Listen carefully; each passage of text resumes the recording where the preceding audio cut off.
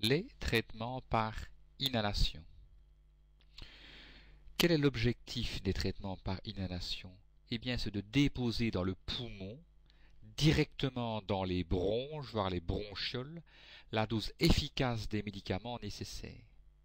Le but est de bénéficier d'un effet local, que le bronchodilatateur, que l'anti-inflammatoire, que l'antibiotique agisse localement, ayant un dépôt maximal pulmonaire, mais se déposant très peu sur la peau et dans la bouche, et ayant le moins d'effet général.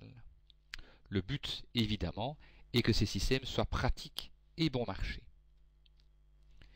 Il existe 5 systèmes pour parvenir à déposer les médicaments directement dans les bronches. Le plus ancien et le plus classique, c'est le nébuliseur, qui nécessite un compresseur, l'aérosol doseur plus chambre d'inhalation, le système auto-halleur et les inhalateurs de poudre, dont il existe plusieurs systèmes. Parlons du nébuliseur. Le nébuliseur peut être utilisé à tout âge. C'est le système le plus ancien. Toutes les molécules disponibles et utilisables en nébulisation peuvent être quasi administrées par nébulisation. Mais ce système permet un dépôt pulmonaire faible et imprécis, avec une grosse perte de médicaments. Le dépôt dans la bouche est important, et le médicament dans la bouche aura des effets secondaires comme des mycoses, des irritations laryngées. Ce système est lent, il prend entre 5 et 15 minutes. Le système est bruyant, encombrant, difficile à transporter. En résumé, on réserve maintenant cette technique de traitement à dépôt pulmonaire que si les techniques plus modernes et plus pratiques ne fonctionnent pas. Chez les patients qui ont des crises d'asthme sévères nécessitant en même temps l'administration d'oxygène que l'on peut administrer en même temps que les médicaments si l'on utilise la nébulisation classique. Pour les aérosols d'antibiotiques, notamment dans la mucoviscidose, seule la nébulisation permet de faire parvenir au poumon de grandes quantités de médicaments. L'aérosol doseur est le système qui est apparu juste après. Il s'agit d'une petite bonbonne sous pression grâce à un gaz, et chaque fois que l'on pousse sur la bombe, des petites gouttes de médicaments sont expulsées par le gaz et doivent être aspirées par le patient juste au moment où elles sortent de l'appareil. Dans ce contexte, l'aérosol doseur ne peut être utilisé avant l'âge de 5-6 ans. Il peut administrer des bronchodilatateurs, des corticoïdes, des anti-inflammatoires inhalés. Il est pris très rapidement, environ 10 secondes, il est facile à transporter, il est très bon marché, alors que la nébulisation est chère, mais il nécessite une parfaite coordination entre l'inspiration du patient et la libération du médicament par l'aérosol doseur. En pratique, un grand nombre d'adultes n'arrivent pas à coordonner l'inspiration et le fait de pousser sur l'aérosol doseur, et en pratique, chez beaucoup de patients, peu de médicaments parvient au poumon par cette technique. Donc, grand risque d'inefficacité par manque de coordination entre l'inspiration et l'activation de l'aérosol doseur.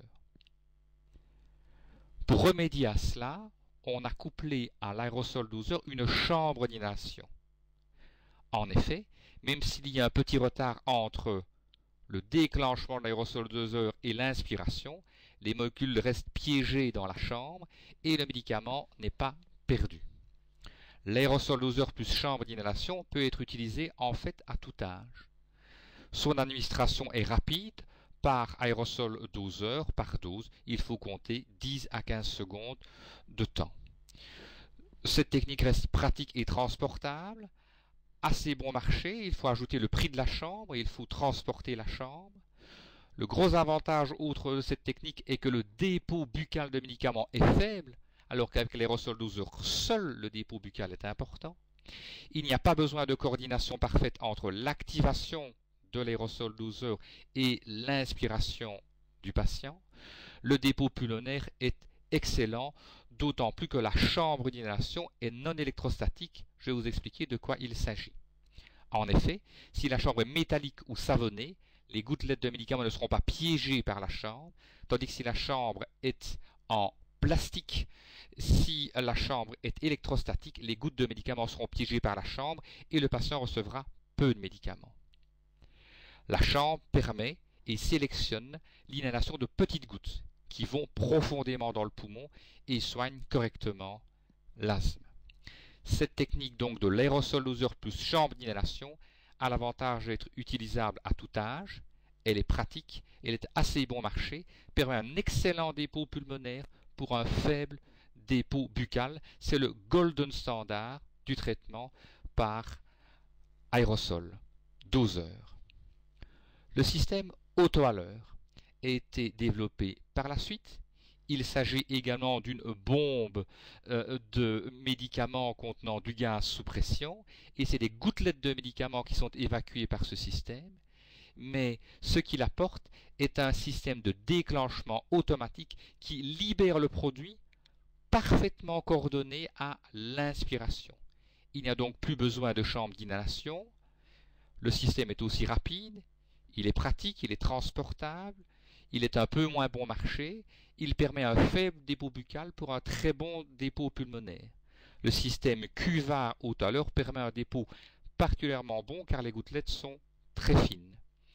Deux produits sont administrables actuellement par l'auto-halleur, le salbutamol bronchodilatateur, c'est l'Aéromir auto-halleur, et le dipropionate de béclométasone, un corticoïde inhalé.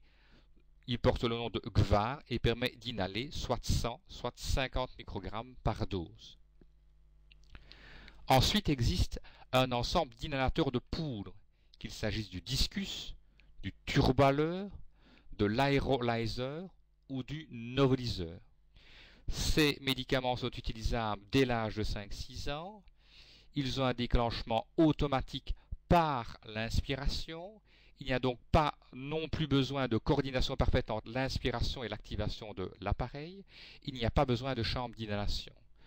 L'inhalation de chaque dose est rapide, 10 à 15 secondes. Ces appareils sont pratiques et transportables, sont moins chers que le traitement par nébulisation, mais plus chers que l'aérosol doseur et chambre d'inhalation. Ils ont un défaut, c'est un risque de dépôt buccal important et donc d'effets secondaires dans la bouche importants comme de la mucose buccale, une irritation laryngée avec déglutition des doses de médicaments. Idéalement, ces médicaments nécessitent donc un rinçage de la gorge et de la bouche, puis le crachat de ce produit de rinçage. Leur dépôt pulmonaire est plutôt bon. Il y a un grand choix de produits disponibles par ces inhalateurs de poudre, qu'il s'agisse de bronchodilatateurs à courte durée d'action, qu'il s'agisse de corticoïdes, qu'il s'agisse de bronchodilatateurs à longue durée d'action, ou même d'association de corticoïdes et de bronchodilatateurs à longue durée d'action. En résumé donc, la nébulisation est utilisable à tout âge.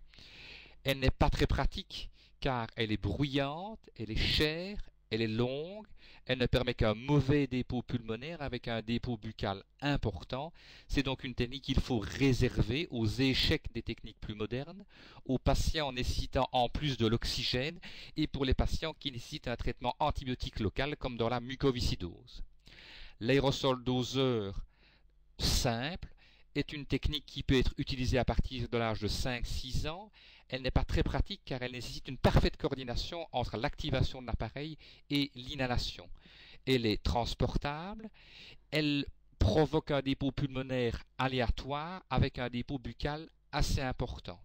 Son avantage est son faible coût, mais si l'on veut l'utiliser, le mieux est d'ajouter à cet aérosol doseur une chambre d'inhalation qui va permettre d'utiliser l'aérosol doseur à tout âge. La coordination entre l'activation de l'appareil et la respiration étant moins importante car la chambre garde le médicament en réserve. Le système est un peu moins transportable car il faut aussi transporter la chambre d'inhalation. Le dépôt pulmonaire par contre est excellent pour un très faible dépôt buccal. C'est le golden standard du traitement par aérosol doseur. Son coût est un peu plus important que le aérosol doseur simple car il faut payer la chambre d'inhalation. Plus moderne, l'auto-hâleur, qui est également un aérosol doseur, mais qui n'est libéré que par l'inspiration et parfaitement coordonné à l'inspiration. On ne peut l'utiliser que à partir de l'âge de 5-6 ans. Il est pratique, rapide, il est transportable, il permet un excellent dépôt pulmonaire pour un faible dépôt buccal. Son coût est plus important que l'aérosol doseur, bien évidemment. Enfin, existent les inhalateurs de poudre. Ils peuvent être utilisés dès l'âge de 5-6 ans. Ils sont également pratiques, d'utilisation rapide, ils sont transportables. Ils permettent un bon dépôt pulmonaire, mais sont à l'origine d'un dépôt buccal significatif qui peut avoir des effets secondaires et qui nécessite, après l'administration, idéalement un rinçage de la bouche et de la gorge, puis le crachat de ce produit de rinçage. Le coût est modéré, plus cher que l'aérosol doseur, mais moins cher que les nébulisations. Après ce résumé des différentes techniques de thérapeutique inhalée, nous allons dans les chapitres suivants détailler chaque modalité pour que tu puisses la réaliser correctement et donc mieux maîtriser ton asthme.